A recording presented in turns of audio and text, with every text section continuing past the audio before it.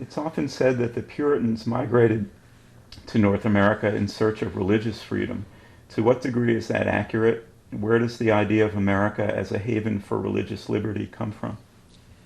The Puritans came to Massachusetts seeking religious freedom, but their concept of religious freedom is not at all the same as ours. They meant religious freedom for themselves.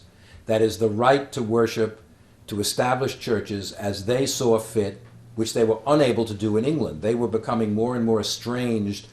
These were Protestants, they were members of the Church of England, but they feared that the Church of England had too many residues of Catholicism in it, in its worship, in its doctrine. They wanted to create a more purified, as they saw it, Puritan church.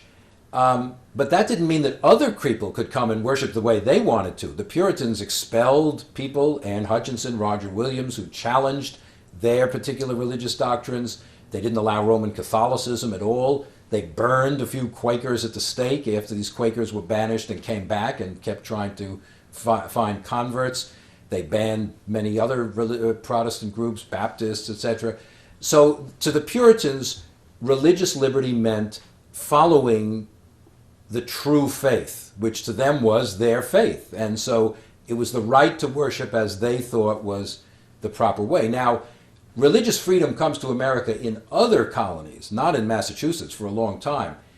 Pennsylvania is established in 1680 by William Penn, who was a Quaker who wants to make it a haven for persecuted religious groups from all over Europe. And in Pennsylvania, the government does not prescribe any religious belief. There's no established church. There's no law about how you have to practice religion.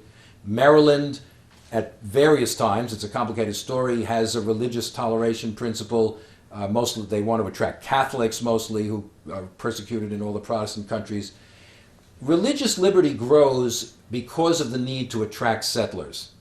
And the right to worship as you please becomes a major incentive for people to migrate from Europe to the New World. So in a sense, in the competition for population, more and more colonies by the 18th century adopt religious toleration in order to attract more people to settle there, to build up their economies.